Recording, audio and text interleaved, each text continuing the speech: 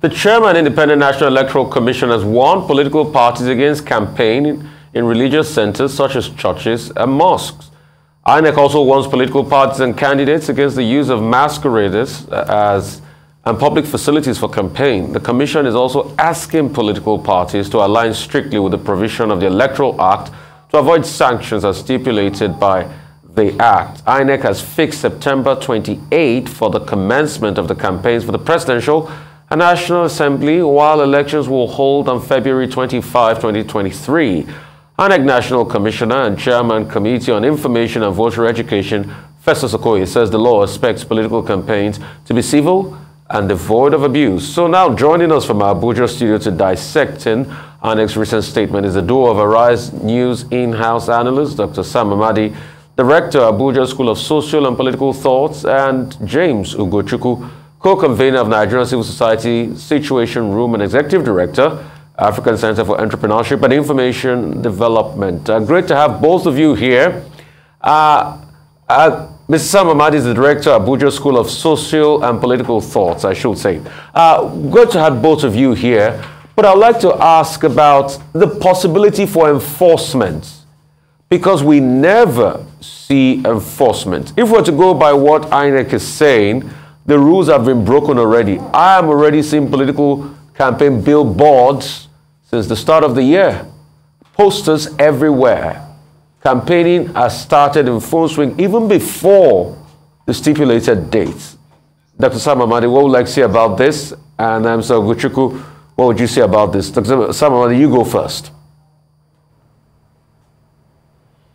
Well, thank you very much. I think the key issue is to understand that first to ask whether the law itself makes a lot of sense. In my view, there are some problems with the law. First, you made a point that campaigns have started.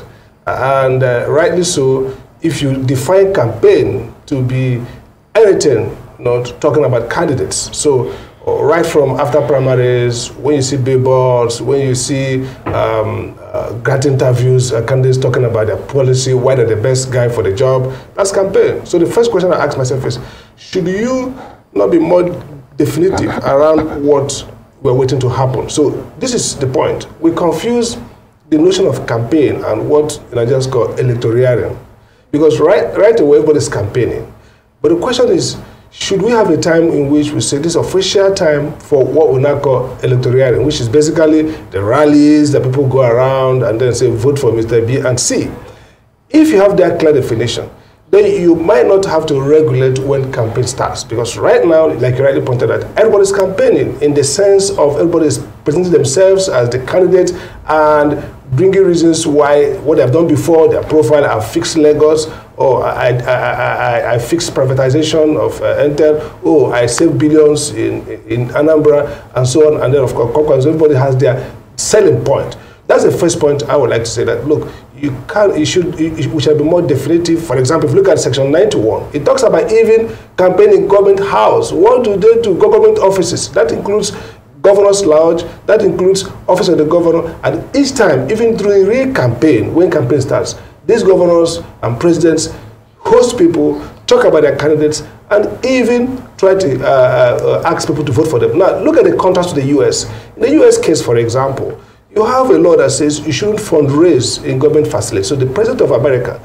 can call people for dinner, talk about things, but he has to be careful that he's not raising funds using the office of the president. So what they try to do is to say that office has a conditioning power that financiers will fancy themselves giving you money if you call them to the Oval Office and talk up, why they should support you. But you can have a dinner and make no mention of fundraising and talk about policy, and they go home. Then they can go back at home and write check. So this is like walking a tight rope. You have to be sure what are regulated. So that's the first thing. This Electoral Act has problems. Again, enforcement.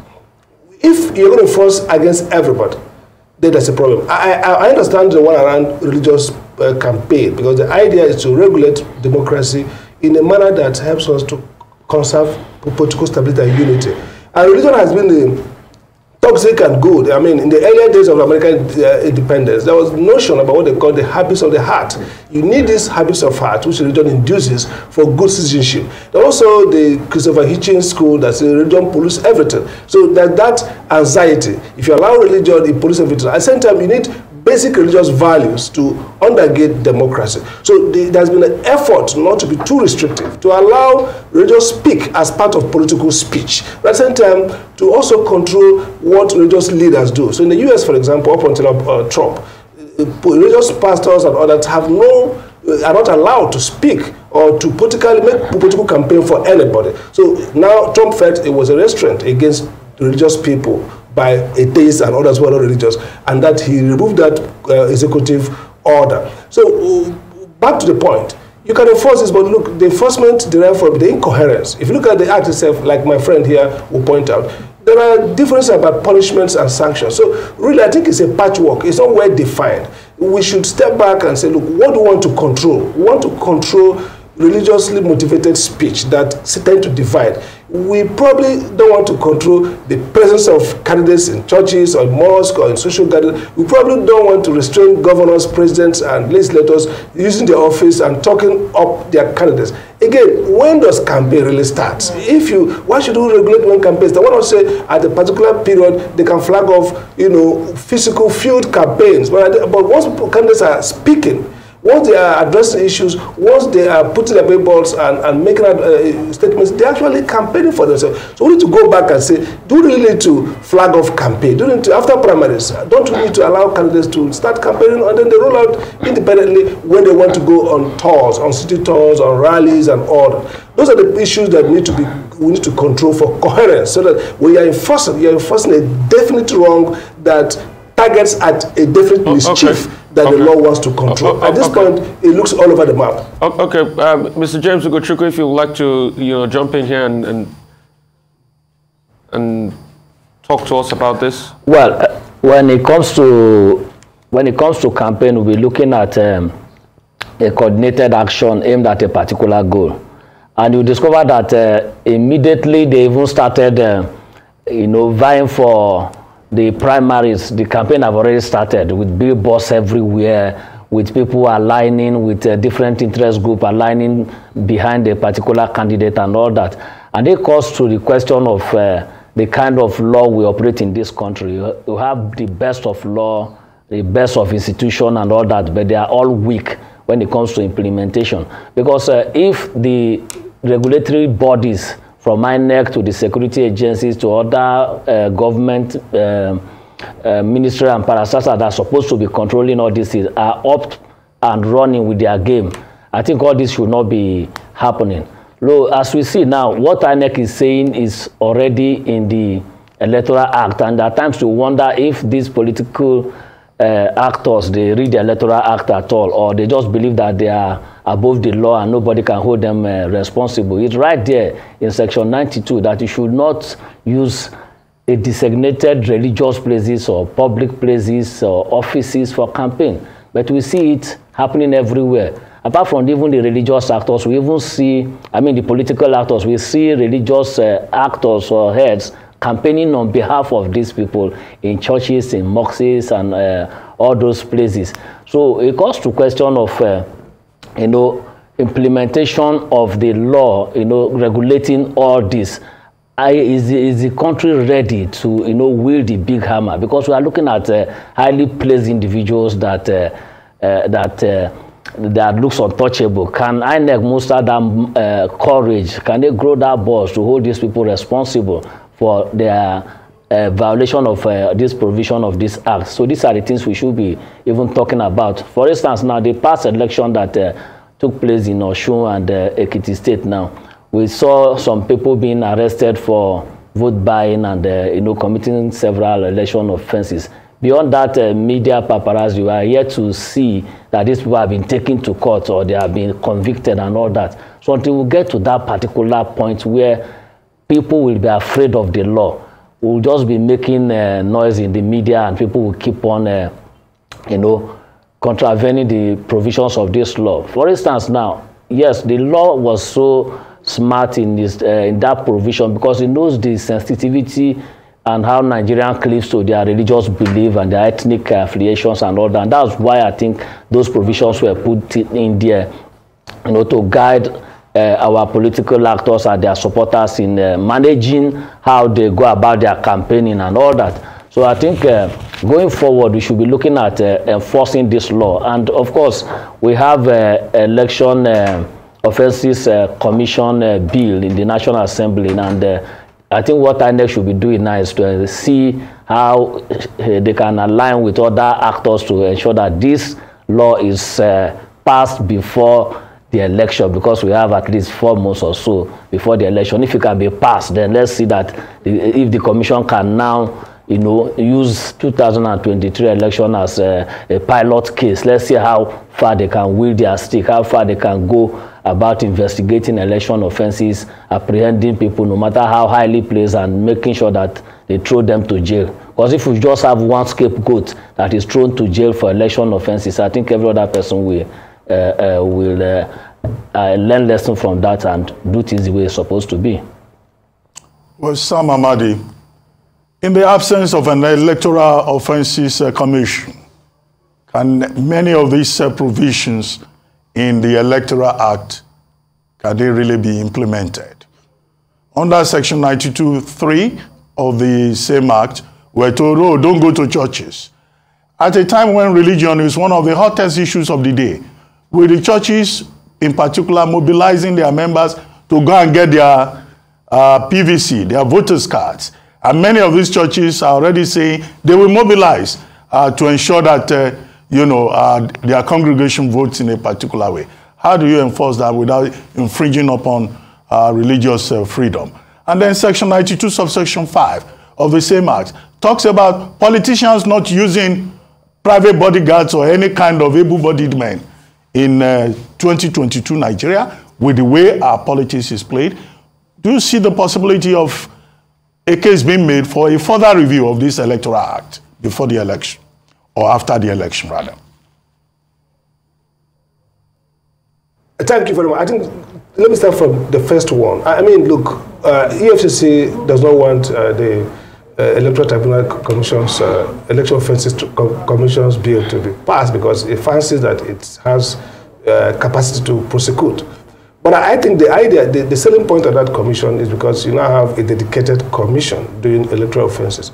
But really, the way Nigeria works, instead of people improving and optimizing existing institutions, they create a new one. There's nothing in any electoral offense that the Minister of Power, Minister of Justice cannot prosecute, that the DPP cannot prosecute, or the police. But the point is that, look, Nigerian culture of every agency seeing itself as an appendage of the appointing authority makes the DPP seem like incapable, or an attorney general who ought to trigger this prosecution in the first place based on the criminal code. But then I think we can have that admitting our weakness. Now, the second point around distinguishing between what should be regulated and what should not be regulated is very important. You know, Nigerian regulators, lawmakers don't seem to do a lot of analysis and research and think broadly. Like the point you made, how do you distinguish the right of people to make speeches, to do political communications outside the church, in the village square, at the beer parlor, at their conclave, those who are maybe not Christian, Muslim, but maybe animists or cultists, all that kinds of comprehensive moral doctrine. The church people, the Muslims, the Christians, and other organized churches, religious groups, may argue that this is too targeted against them in a way that you are stopping them from exercising a fundamental right of speech, political speech, which everybody does. Second, you have to narrow the wrong you want to deal with. So in this case, for example, because we are a country that has a history of religious conflict, we want to make sure that we stop religious mobilization. So we can tailor the language in a way that it's addressed physically from anybody using religious platform to speak against a candidate. I like the provision that says don't speak against other candidates, but you use the word that is very nebulous. You say any angry or bad word spoken against other candidates. It is scandalous. Those things are part of political campaign and can be handled through libels, slander, and other forms of tortious liability. And then finally, I think the issue raised around enforcement also goes to whether you are careful to distinguish between the right of the religious people and whether we are really pursuing the real thing here. You see, Nigerians like to criminalize a lot and oftentimes misses the point. It's not about criminalizing everything. If you look at that law, everything is criminalized, including governors who use their office to speak. So the irrationality is that why do you have to even make laws that look irrational? People are campaigning already, and they're going to campaign. Why not define what you want to regulate and control? All right, Mr. Ugochukwu, very briefly, because we're almost out of time. You talked about the big hammer and scapegoating, but I look at subsection 7AB and subsection 8 of the section 92 we're talking about here, and the fines range from 500,000 to 1 million, 2 million naira at the most. For political parties that sold their farms in hundreds of millions and millions of naira, how much of a hammer is this? Well, that's another very funny aspect of the Electoral Act. The punishments are very, very weak, if you ask me. For instance, now telling somebody that you will pay 1 million naira fine for using masquerade. Of course, before the person can mobilize that large crowd, 1 million naira is not a challenge to the person. The person will put it. Then how serious is the case before you now hand over the 1 million naira fine and 12 months imprisonment? Those are the issues. But if you look at the Electoral Act, there are some kind of conflict, if you ask me. In Section 97, the same provision that was made in Section 92 is saying that any person that contravenes this act will be liable to the fine of 10 million naira or 12 years in prison, 12 months imprisonment and all that. And the other section is saying 2 million naira for political parties and 1 million naira for subsequent offenses and all that. So this kind of contradiction is why we need the Electoral Offences Commission, because those ones have the provisions in the Electoral Offences Commission has stiffer penalty than the ones we have in the Electoral Act. And the idea behind that is by the time they have that Electoral Offences Commission on ground and running, to be faster to look at this issue and expedite action in terms of prosecution and all that, and getting people punished for all these offenses. Okay, thank you very much, James. Thank you very much, Sam Amadi, for joining us on The Morning Show.